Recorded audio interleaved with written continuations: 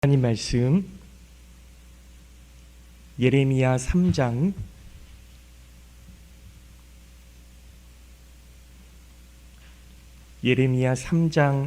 11절부터 18절까지 말씀 보도록 하겠습니다. 예레미야 3장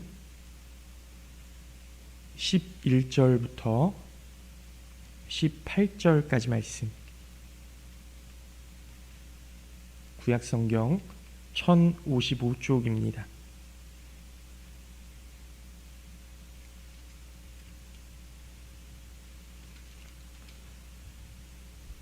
구약성경 1055쪽 예레미야 3장 11절부터 18절까지 말씀 제가 봉독해서 읽겠습니다.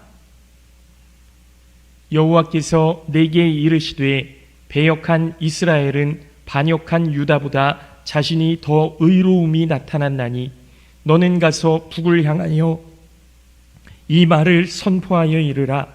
여호와께서 이르시되 배역한 이스라엘아 돌아오라. 나의 노한 얼굴을 너희에게로 향하지 아니하리라. 나는 긍휼이 있는 자라 노를 한없이 품지 아니하니라. 여호와의 말씀이니라. 너는 오직 내 죄를 자복하라. 이는 내 하나님 여호와를 배반하고 내 길로 달려 이방인들에게로 나아가 모든 푸른 나무 아래로 가서 내 목소리를 듣지 아니하였음이라. 여호와의 말씀이니라. 여호와의 말씀이니라. 배역한 자식들아 돌아오라. 나는 너희 남편임이라. 내가 너희를 성읍에서 하나와 족속 중에서 둘을 택하여 너희를 시온으로 데려오겠고 내가 또 내 마음에 합한 목자들을 너희에게 주리니 그들이 지식과 명철로 너희를 양육하리라. 여호와의 말씀이니라. 너희가 이 땅에서 번성하여 많아질 때에는 사람들이 여호와의 언약궤를 다시는 말하지 아니할 것이요 생각하지 아니할 것이요 기억하지 아니할 것이요 찾지 아니할 것이요 다시는 만들지 아니할 것이며 그때에 예루살렘이 그들에게 여호와의 보좌라 일컬음이 되며 모든 백성이 그리로 모이리니 곧 여호와의 이름으로 말미암아 예루살렘에 모이고 다시는 그들의 악한 마음에 완악한 대로 그들이 행하지 아니할 것이며 18절 말씀 합독하겠습니다. 그때에 유다 족속이 이스라엘 족속과 동행하여 북에서부터 나와서 내가 너희 조상들에게 기업으로 준 땅에 그들이 함께 이르리라. 아멘. 할렐루야. 네, 오늘 예배에 나오신 우리 모든 성도님들 주님의 이름으로 환영하고 축복합니다. 하나님의 은혜와 사랑이 날마다 함께 하실 수 있기를 예수님의 이름으로 기도하겠습니다. 여러분, 지난주에 그 제헌절이라고 하는 날을 우리가 지켰어요. 헌법이 세워진 그런 날이죠. 여러분, 법을 우리가 왜 만들었을까요? 사실 법을 만든 이유는 대한민국이라는 이 나라를 바로 세우고자 했던, 그래서 우리나라의 법으로 우리나라를 다스리려고 했던 우리 믿음의 선배들 그리고 우리 조상들 뭐 그런 이유 아니겠습니까? 그래서 우리나라의 국민들을 우리나라의 법으로 지키고 우리나라의 법으로 다스리고 우리나라를 바로 세워가려는 그런 노력이었다고 저는 생각합니다. 또 어떤 이야기가 있냐면요. 여러분, 그 경복궁 앞에 조선 총독부가 있었던 것 아시죠? 그 조선 총독부를 지을 때 지금 우리나라 돈으로 환산하면 1,800억 정도가 들었다고 해요. 그 1,800억 정도를 들여서 이 조선 총독부를 짓는데 사실은 우리나라 사람들의 손으로 우리나라에 있는 모든 산의 그 자재들을 이용해서 나무를 그냥 함부로 막 베었던 거죠. 그래서 우리나라의 그 가장 중심부에다가 날 일자로 그 조선 총독부 건물을 지은 겁니다. 여러분, 이걸 회복하기 위해서 70년이 넘는 세월을 보냈고 김영삼 정부 때에 결국에는 그 건물을 다 무너뜨렸어요. 그 무너뜨리면서 무너뜨리던 그 포크레인 기사, 그러니까 중장비 기사가 이렇게 증언하는 모습이 나오는데, 내 손으로 그것을 허물 수 있었던 것이 너무 영광이라는 거예요. 광화문 거리를 지날 때마다 가슴이 뿌듯하대요. 뭔가 있어서는 안 될 것을 제거하는 그 느낌 때문에 이게 너무 감사하고 고마웠던 일이라는 겁니다. 그런데요, 여러분, 이 조선총독부를 무너뜨릴 때 일본에서 그 건물을 우리나라로 가져오겠다 이렇게 얘기를 했었대요. 우리나라로 가져오겠다. 그러니까 자기들이 지은 건물도 아니잖아요. 사실은 설계는 뭐 그들이 했겠지만 우리나라 사람의 손으로 우리나라 국민의 그 고혈을 뽑아서 그 지었던 그 건물을 자기들이 고스란히 가져오겠다고 하는 겁니다. 그러면서 했던 얘기가 뭐냐면, 우리 일본이 대한민국을 통치하면서 얼마나 좋은 일을 많이 했냐. 학교도 지어주고, 그리고 도로도 이렇게 내주고, 철도도 내주고, 뭐 이런 얘기를 하는 거예요. 거기다가 창씨개명도 우리가 강제로 안 하지 않았냐 이렇게 얘기를 했다는 겁니다. 그래서 그때 좀 가장 시원하게 이야기했던 김영삼 대통령이 어떻게 이야기를 했냐면, 방송에서 이렇게 이야기를 했대요. 일본의 버르장머리를 고쳐놔야 되겠다 이렇게 얘기를 했다는 거예요. 이 방송에 그 내용이 나오면서 일본 정부에서 막 이렇게 항의를 하고 어떻게 그런 망발을 할 수 있냐, 망언을 할 수 있냐 막 이렇게 이야기를 하고, 그런데 김영삼 대통령이요 거기서 또 뭐라고 이야기를 했냐면, 역사의 증거를 내가 이야기할 수 없다. 너희들 실제로 그렇게 안 하지 않았냐 이렇게 얘기를 했다는 거예요. 한치도 물러섬이 없었던 거죠. 여러분, 사실 건물 하나 무너뜨린 게 뭐 그렇게 대단한 일인가 그렇게 생각하실 수 있어요. 거기다가 우리나라의 어떤 아픈 역사이기에 뭐 보존했어야 되는 것 아닌가 이렇게 생각하실 수도 있습니다. 그러나 이것을 저는 회복이라고 생각해요. 우리나라 정신의 회복, 우리나라의 회복, 우리나라 국민성의 회복, 이 회복이라고 생각을 합니다. 여러분, 우리가 회복이라는 말을 참 많이 해요. 건강이 회복되기를 원하고, 경제가 회복되기를 원하고, 가정이 회복되기를 원하고, 교회가 회복되기를 원합니다. 그런데 하나님께서 말씀하시는 회복은 우리가 생각하는 회복과는 조금 다른 거예요. 우리는 내 형편이 좋아지는 것, 그러니까 이를테면 내 건강이 좋아지고 내 씀씀이가 어느 정도 좀 쓰고 싶을 때 쓰고 먹고 싶을 때 먹고 사고 싶을 때 사고 뭐 이런 것들, 그러니까 내 상황이 형편이 좋아지는 것을 회복이라고 생각하지만, 하나님이 말씀하시는 회복은 하나님의 백성이 다시 하나님께로 돌아오는 것, 이것을 회복이라고 이야기를 하는 겁니다. 그러면 여러분, 우리가요 생각해 보세요. 여러분 지금 아프신가요? 우리 장로님들, 권사님들 연세가 있으셔서 다 아프실 거라고 생각을 합니다. 그런데 정말 막 아파서 못 일어나고 못 걷고 못 먹고 뭐 이럴 정도는 아니시잖아요. 그렇죠?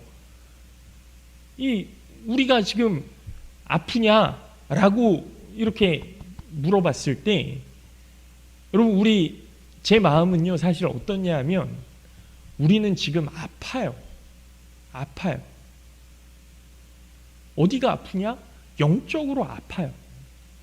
아픈 존재들입니다. 왜요? 하나님께로 돌아갈 수 없는, 하나님의 음성을 들을 수 없는 하나님 앞에 부르짖지 못하는 그런 상태이기 때문에 우리가 지금 아픈 것이 아니냐, 회복되어야 하는 것 아니냐. 여러분, 한국교회가 얼마나 아픈지 모릅니다. 여러분, 상동교회 아시나요? 상동교회? 서울에 그 명동 거리 옆에 상동교회라고, 그래도 우리나라에서 다섯 손가락 안에 드는 그런 큰 교회, 역사가 있는 그런 교회가 있어요. 뭐 정동제일교회, 상동교회, 뭐 이런 큰 교회, 굵직굵직한 교회거든요. 근데 이 상동교회가 아픕니다. 지금 담임 목사가 없어요. 담임 목사가 없어요. 교회가 부도가 날 지경이래요. 그래서 감리교 본부에서 이 교회를 정식으로 관리하기로 했습니다. 전기세도 낼 수가 없대요, 그 교회가. 근데 제가 알기로는 아니거든요. 그 상동교회 주차장이요, 명동 그 남대문 시장에 들락날락하는 차들만 뭐 그냥 주차비만 받아도 어느 정도 운영이 되지 않을까 하는 생각이 있었어요. 그런데 아니더라고요. 전기세도 못 낸대요. 교회가 그렇게 아파요, 지금. 성도들은 어떻게 해야 될까, 그러면? 여러분, 그 교회 그냥 재산 처분하고 그냥 끝내면 될까요? 전 아니라고 봅니다. 이 교회가 회복되기 위해서 정말 더 한마음이 되어야 하고, 더 하나가 되어야 하고, 기도해야 하고, 부르짖어야 하고, 예배드려야 하고, 하나님께로 나아와야 할 줄로 믿습니다. 여러분, 이걸 우리가 하나님께서 원하시는 회복이라고 이야기하는 거예요. 우리 은혜교회도 마찬가지 아닙니까? 지금 예배하는 우리들 뿐만이 아니라 예배하지 못하는 성도들을 향해서 손을 내밀고 기도하고 그들의 마음을 어루만져주고, 그렇게 하는 것이 회복이라고 저는 생각하는 거예요. 하나님께서 원하시는 회복이 바로 이런 것이다 라고 믿습니다. 여러분, 오늘 본문은요, 하나님께서 남유다와 북이스라엘을 다시 하나로 회복시키겠다 이렇게 말씀하고 있는 내용이거든요. 18절 말씀 우리가 함께 읽었지만 제가 다시 한번 읽어드립니다. 앞부분만 읽을게요. 그때의 유다 족속이 이스라엘 족속과 동행하여, 여러분, 유다 족속이 이스라엘 족속과 동행하여, 여러분, 남유다라는 나라는요, 유다 지파, 그 다음에 베냐민 지파, 그리고 므낫세 지파가 반반 나뉘었어요. 그래서 므낫세 지파 반은 북쪽으로 가고 므낫세 지파 반은 남쪽으로 내려오고, 그래서 이거를 우리가 유다, 베냐민, 므낫세 반지파 이렇게 이야기를 하는데, 여기가 남유다 사람들이에요. 남유다 사람들. 그리고 나머지 10지파 반은 북이스라엘로 갔어요. 이렇게 나뉘었다고요. 솔로몬의 아들 때에 이 나라가 두 개로 나뉘어져서 북이스라엘은 아수르에 망하게 됐고요, 남유다도 결국 바벨론에 멸망하게 되는데, 이 멸망하는 장면을 이사야, 예레미야 이 두 선지자가 다 목격합니다. 다 목격해요. 그런데 하나님께서 그들을 다시 하나로 모으겠다 이렇게 말씀하시는 거예요.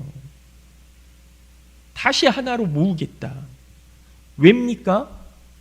그들이 잘해서요? 그들이 기도해서요? 그들이 하나님의 나라를 정말 고통받는 자들을 위해서 헌신하고 수고해서요? 아니에요. 하나님께서 그들을 사랑하시기 때문에, 그래서 하나로 모으겠다는 겁니다. 여러분, 북이스라엘은요, 그냥 우상숭배하던 지파가 되어버렸어요. 그런 나라가 되어버렸어요. 남유다는 어떻습니까? 남유다는 그래도 하나님께로 돌아가자 하는 왕들이 몇 명 있었지만, 그들도 역시 하나님을 의지하기보다는 그 강대국 애굽을 의지하고 바벨론을 의지하고 이런 상황이었어요. 그래서 하나님의 성전에 있던 금 장식들을 이 다 막 벽에 있는 것까지 빡빡 긁어서 막 큰 나라에다 갖다 바치고 이랬던 것 아닙니까? 하나님이 이런 나라들을 왜 사랑하셨을까? 왜 사랑하셨을까요? 여러분, 그 이유를 알기 위해서 먼저 유다의 모습을 봐야 됩니다. 북이스라엘은 이미 하나님을 떠나서 멸망했고요. 남유다는 북이스라엘 멸망하는 걸 똑똑히 봤거든요. 아, 하나님을 떠나면 망하는구나, 이렇게 분명히 봤어요. 그런데도 남유다가 돌이키지 않습니다. 하나님께로 돌아오지 않아요. 오히려 같은 길을 걷는 거예요. 그래서 하나님은 11절 말씀에 충격적인 말씀을 하시는데요. 11절 말씀, 여호와께서 내게 이르시되 배역한 이스라엘은 반역한 유다보다 자신이 더 의로움이 나타났나니 그랬습니다. 여러분, 이게 이스라엘이 의롭다는 이야기가 아닙니다. 유다가 더 악하다는 이야기예요. 유다가 더 악하다. 배역한 이스라엘보다 반역한 유다가 더 나쁘다. 더 나쁘다. 왜 그렇습니까? 유다는 알고도 죄를 지었기 때문에 그렇습니다. 북이스라엘이 그렇게 멸망하는 거 너희들 뻔히 봤잖아. 그런데 똑같이 하다니 너희들 정말 나쁘다. 이렇게 말씀하시는 거예요. 여러분, 북이스라엘은요, 심판을 당하기 전까지는 그 하나님의 그 심판을 경험하지 못했어요. 그러나 유다는 눈으로 다 보고도 하나님을 떠난 것 아닙니까? 더구나 유다에는요, 예루살렘 성전까지 있었어요. 참된 제사장도 있었습니다. 하나님의 말씀이 있었어요. 그런데도 우상을 섬겼던 거예요. 그러니 하나님께서는 유다가 더 악하다, 이렇게 말씀하실 수밖에 없는 거죠. 사랑하는 성도 여러분, 우리도 신앙생활을 오래 하다 보면 유다와 비슷한 모습이 생길 때가 있습니다. 유다와 비슷한 모습이 있을 때가 있어요. 야, 나는 신앙생활 열심히 잘해야 되겠다. 나는 기도 열심히 해야 되겠다. 그래, 내가 내 자존심이 뭐라고, 내가 주장하는 게 뭐라고, 큰 일도 아닌데 내가 져줘야지, 내가 양보해야지, 내가 헌신해야지, 이런 마음을 먹다가도요, 그렇지 못한 방향으로 갈 때가 있다고요. 다른 사람의 잘못이 더 먼저 보이는 겁니다. 교회의 부족한 점이 더 먼저 보이는 겁니다. 목사의 부족함도 보이고 다른 성도들의 부족함도 보이고, 그런데 정작 내 모습이 보이지 않는 거예요. 오늘 하나님은 바로 그것을 책망하고 계시는 거죠. 여러분, 예전에 어떤 교회에 늘 불만을 이야기하는 분이 계셨답니다. 목사님 설교가 예전 같지 않습니다. 찬양팀이 은혜가 없습니다.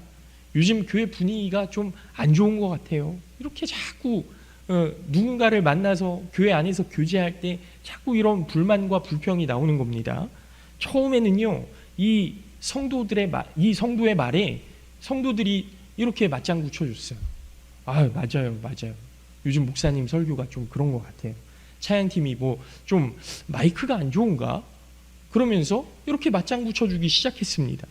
그런데요, 시간이 지나면서 이상한 일이 생기는데 그 성도 주변에 사람들이 가까이 가지 않는 거예요. 왜 그렇습니까? 자꾸 불만을 이야기하니까요. 자꾸 불평을 이야기하니까요. 이 성도랑 이야기하면 마음이 안 좋아져서 돌아오는 거예요. 집에 돌아와서 처음에는 그렇게 맞아, 우리 교회가 이렇게 변해야 돼, 바뀌어야 돼, 막 이렇게 이야기를 하다가도 나중에 집에 돌아갈 때 보면 기분이 안 좋아. 예배 드렸는데, 찬양했는데, 기도했는데 기분이 안 좋아. 왜 이럴까? 결국에는 그 성도 주변에 사람들이 없어지기 시작하는 겁니다. 어느 날 한 장로님이 그 성도님을 찾아가서 이렇게 이야기했대요. 성도님은 교회를 사랑하십니까? 아니면 교회를 평가하고 계십니까? 그 한마디에 이 성도님이 아무 말도 하지 못했다는 겁니다. 여러분 생각해 보면 공동체를 무너뜨리는 것은 언제나 큰 사건이 아닙니다. 쥐 한 마리가 벽을 허문다고 하잖아요. 작은 불평이 쌓이고 작은 원망이 쌓이고 작은 비난이 쌓이면서 공동체가 조금씩 무너지는 거거든요. 그런데 오늘 하나님은 유다에게 야 유다야, 이스라엘이 저렇게 하나님을 떠났으니 이스라엘을 향해서 하나님의 말씀을 전해라. 너희들 이스라엘 잘못하고 있다고 비판해라, 이야기해라. 그렇게 말씀하지 않으시는 거예요. 뭐라고 말씀하십니까? 오히려 너는 돌아오라. 이스라엘이 멸망한 것을 본 유다야, 너희는 돌아오라. 이렇게 말씀하시는 거예요. 여러분, 하나님은 언제나 다른 사람보다 먼저 나를 부르십니다. 나를 부르세요. 우리 은혜교회를 부르시는 거예요. 야, 다른 교회들 이렇게 무너져가고 있는 것 보지 않냐? 은혜교회야, 돌아와라, 돌아와라. 여러분, 이걸 우리가 하나님의 음성으로 들을 수 있어야 되는 겁니다. 그래야 우리가 회복할 수 있는 거예요. 12절 말씀을 보십시오. 배역한 이스라엘아 돌아오라. 놀라운 말씀 아닙니까? 이미 망한 나라예요. 심판을 받았습니다. 아수르에 의해서 온데간데 없어졌어요. 이미 포로로 끌려간 사람들이고요. 그런데 하나님이 이제 너희 끝이다 이렇게 이야기하지 않으시는 겁니다. 돌아와라, 돌아와라. 왜 그렇습니까? 나는 긍휼이 있는 자라. 하나님의 사랑은 우리의 자격 때문에 시작되는 게 아니에요. 우리가 훌륭해서 구원받을 만한 자격이 있어서 정말 날마다 하나님의 말씀 앞에 서서 나를 돌아보고 정직하게 살려고 노력해서 그런 게 아니라고요. 하나님의 성품 때문에 우리를 향하신 하나님의 구원이 시작된 거예요.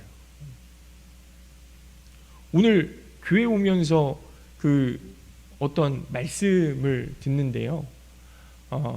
어떤 목사님이 이제 그렇게 말씀하시는 거예요. 하나님께서 이 세상 모든 것을 다 창조하실 때 말씀으로 창조하셨잖아요. 말씀으로. 그런데 여러분, 이 정말 복잡하게 돌아갈 것 같은 이 세계가 며칠 만에 완성됐습니까? 6일 만에 완성됐어요. 6일 만에. 그러니까 너무 이 광대한 이 대자연이 6일 만에 하나님의 말씀으로 창조되었는데 우리 사람은 어떻습니까? 성도는 어떻습니까? 하나님의 사람들은 어떻습니까? 도대체 언제 완성이 돼요? 언제 완성이 됐어요? 여러분, 지금도 하나님이 만들어 가시는 거예요. 하나님을 믿는 믿음의 사람들을 아담 때에 완성시키지 않으시고요. 몇 천 년 동안 계속 하나님의 사람으로 훈련시키고 말씀해 주시고 돌이키시고 되돌리셔서 지금도 하나님의 사람으로 만들어가고 계시다고요. 야, 은혜교회야, 너희들 이렇게 살아서는 안 된다. 야, 한국교회야, 너희들 이렇게 살아서는 안 된다. 하나님께로 돌아와라. 하나님이 그렇게 말씀하고 계시는 것 아닙니까? 지금도 우리를 사랑하셔서 우리를 향하신 하나님의 말씀을 계속 쏟아내고 계시는 것 아닙니까? 그 음성을 들으셔야죠. 들을 수 있어야죠. 우리가 사랑받을 만해서 사랑하시는 것이 아니라 하나님이 사랑하시기로 작정하셨기에 끝까지 사랑하시는 그 은혜를 여러분 기억하셔야 됩니다. 그래서 하나님이 13절에서 이렇게 말씀하시죠. 내 죄를 자복하라. 14절에서는 배역한 자식들아 돌아오라. 그리고 이어서 내가 너희 남편임이라. 여러분, 이 말씀이 얼마나 놀라운 말씀인지 모릅니다. 내가 너희 남편이다. 여러분, 예레미야 3장 1절 말씀에서 뭐라고 말씀하시냐면요. 간음한 아내를 다시 받아줄 남편이 어디 있느냐 이렇게 말씀하세요. 그러니까 이 부부가 있었는데 아내가 이 남편을 떠나서 다른 남자를 만나 다른 살림을 차려서 살고 있거든요. 그 아내를 누가 받아들이겠느냐? 성경에 나온 그대로 내용을 말씀드리는 겁니다. 그 아내를 받아줄 남편이 어디 있느냐, 이런 거예요.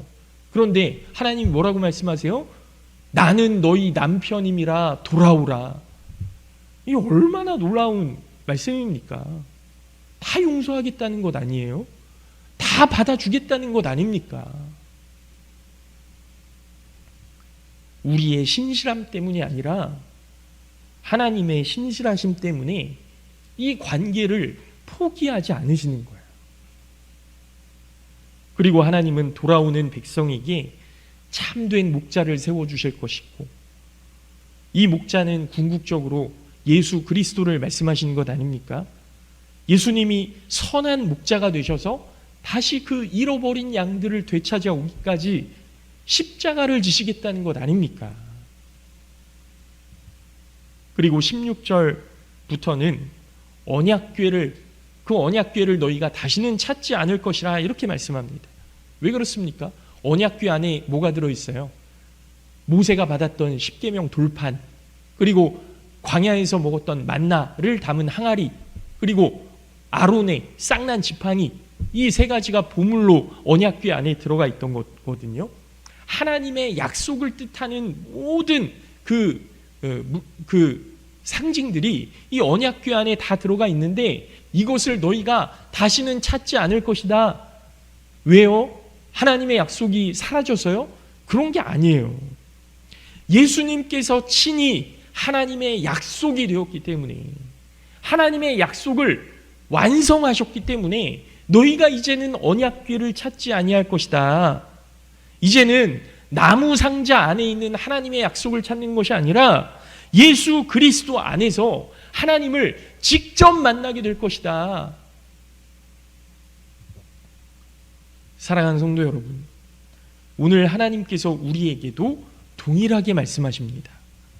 교회의 회복은 다른 사람이 변하는 것에서부터 시작되는 게 아니에요. 교회의 변화는 내가 변해야 되는 겁니다. 그래서 하나님이 지금 나를 부르고 계시는 거예요. 야, 도신아, 너 하나님께로 돌아와라.